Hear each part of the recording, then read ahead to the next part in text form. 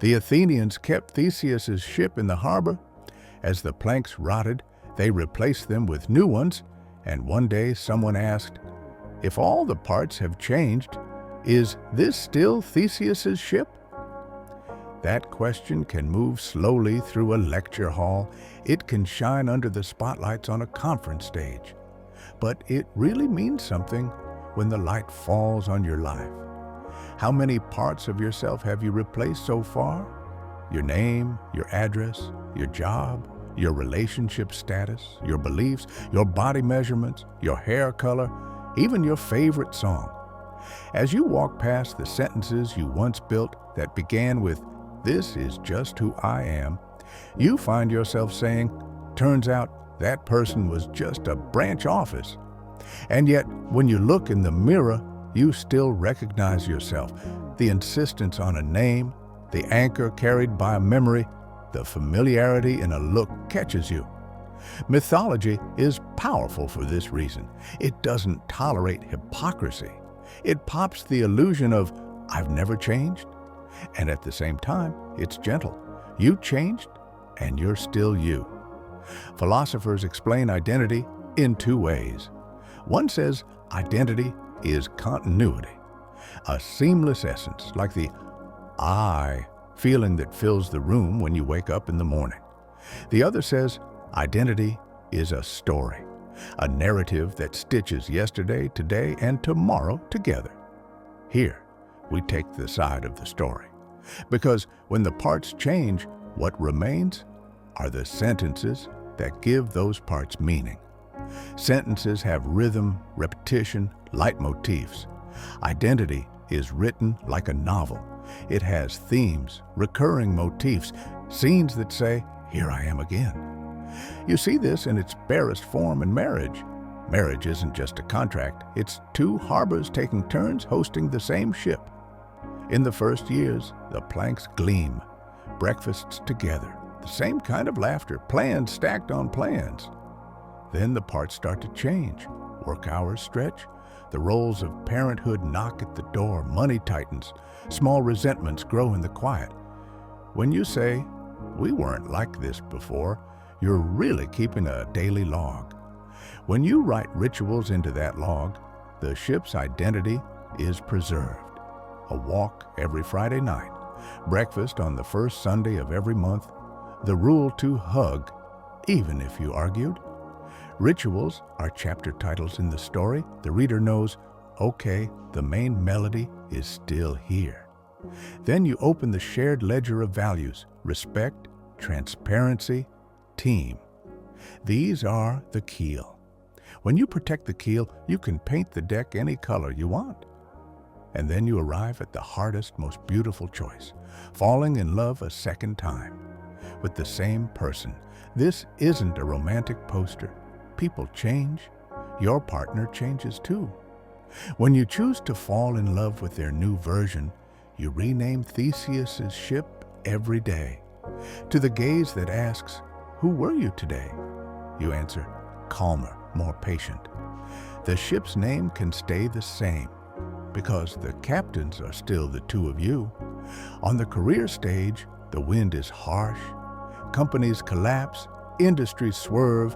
One morning, artificial intelligence wakes up and rewrites your job description. The sentences, "I'm a developer," "I'm a teacher," "I'm a salesperson," are like pennants flapping in the wind. The real issue is the compass, your way of producing value. The intersection of your abilities is your pattern: analytical thinking, storytelling, building systems. That pattern can be carried from one industry to another. Whom you create value for determines your route: children, small businesses, healthcare workers. What you measure calms your identity: salary, free time, social impact, learning speed. When crisis arrives, the question sharpens. If the title disappears, do you remain? Start describing yourself without saying your title. I help people with problem X achieve results Z through method Y. As long as you have this sentence, even if the planks change, your flag waves the same. Still, know this: Identity shifts in a career are sometimes courage, sometimes grief. Leaving a job you love is a small mourning. That's why you need a farewell ritual, a last day letter, a thank you list, a summary of what you learned. A closing ties the story together. It opens the door to the next chapter. The body is the most visible ship of identity. Youth and pregnancy, illness and recovery, muscles sharpened by training, the fine script of wrinkles, the embossed letters of scars. As the body changes, two stories compete. Am I losing or am I transforming?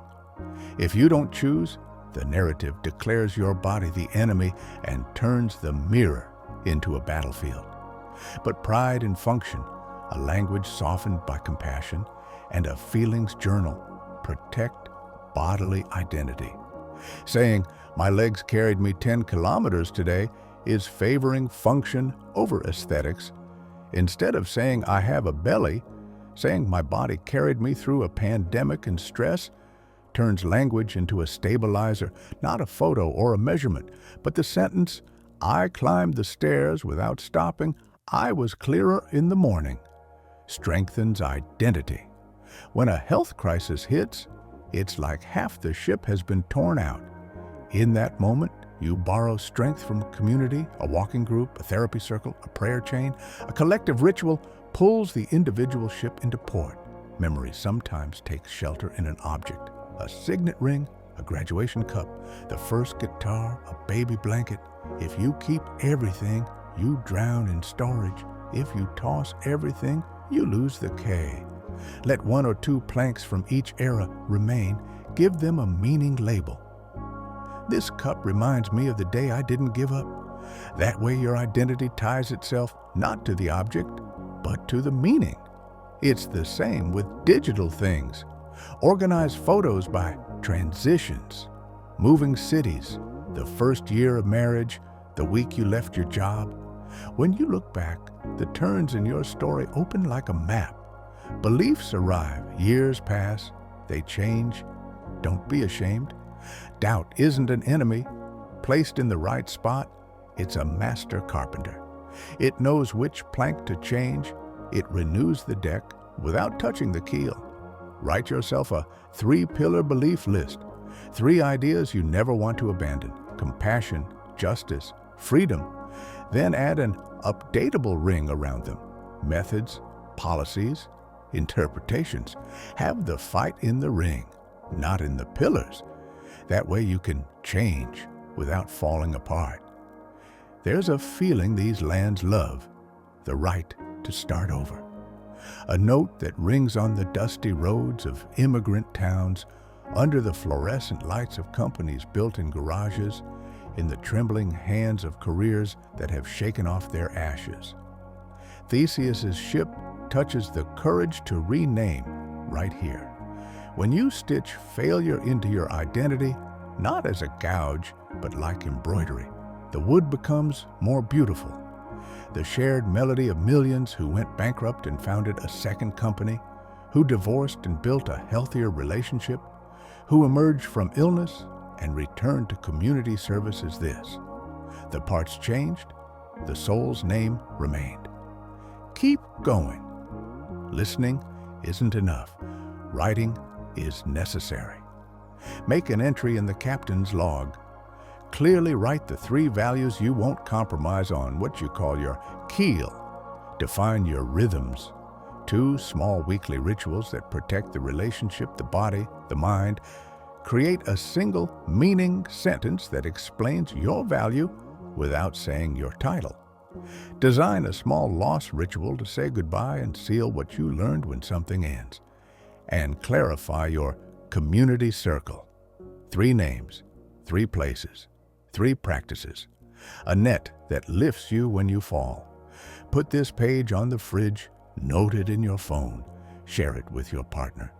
Identity isn't just saying me. When you say we, you remember better. Transformation scenes are small cuts from life. In marriage, going silent and withdrawing in an argument is the old plank. The new one is giving a time signal and actually talking. Silence hides the rotten plank. Conversation locks the new one in place. In a career, when your manager leaves, the project is canceled. The team breaks apart. The old plank whispers, "I guess I'm not enough." The new one says, "The stage changed. I'll play the same melody in a new hall." The melody is your way of producing value. When a mark appears on the body, the old plank grumbles, "It's ruined." The new one says, "Map." Scars show where you've been. Don't deny your map. Make it your guide. There are 3 sentences in a relationship that act like an immune system. I choose you as you are today. I'm curious who you'll be next month. We will protect our keel together. Say these often. Words make the keel hard as stone, but warm to the touch. Children are small passengers boarding Theseus's ship. As you change, they change too. The most precious lesson you can give them is that thoughts can be updated. That lesson grants the honor of correcting their own mistakes later. If one day they see you apologize when you err, they'll say, "So, loving the ship means accepting that the planks need replacing." You change cities, you change languages. Your accent, your neighborhood, the color of the paving stones changes. But the smell of food, small holiday rituals, family in-jokes are close to the keel. Immigrant identity carries the sound of 2 harbors at once. Adding a language isn't deleting a language, it's carving the same name into 2 alphabets. Hard questions knock at your door. What if I become a completely different person? Becoming completely different means wholesale denial of memory and value. Most people don't become entirely different. They shed what's not essential and get closer to their core. Is changing a betrayal? Number. Betrayal is quietly selling your values. Protecting your values while changing your method is the intelligent form of loyalty. What if I miss the past? Longing is mourning forward. Build yourself a small museum, a few objects, a few photos, a page of writing. Visit it, but don't let your living space become a museum. Then you run your own shipyard. For a week, open a 5-minute notebook every evening. Which part of you changed today? Which ritual protected you? Which value did you stay loyal to? Which sentence did you update? To whom do you owe thanks? On the 7th day, look at the page. You'll see with the naked eye that the ship is still moving. Identity loves the dust of progress. When you wipe it off, it shines. All of this isn't a finale, just an intermission. Every time Theseus's ship returned to the harbor, it was a little different. But the city still recognized it because the ship wasn't only made of planks. The name of the journey was also the ship. You're the same. The journey you take, the promises you make, the people you carry, the promises you keep. In your marriage, your career, your body, the parts are changing. This isn't a malfunction, it's life's maintenance protocol. What matters is not forgetting the keel. If one day someone says, "You used to be a different person," smile. Say, "True. Each time, I became a little more myself." And write the little note you'll keep in your wallet now. I am a ship. My parts change. My keel is my values. My rituals soften the waves. I tell my own story. My harbors are people. Keep going. Every time this note touches your hand, it'll remind you your identity isn't a snapshot of a single moment, it's a well-organized album. And you're the photographer, the editor, and the narrator. Today we started with Theseus's ship. We walked from marriage to career, from body to rituals. We reinforced the deck with values and community. Now it's your turn. Replace one plank, add one ritual, update one sentence. Carve your name back into your ship with pride.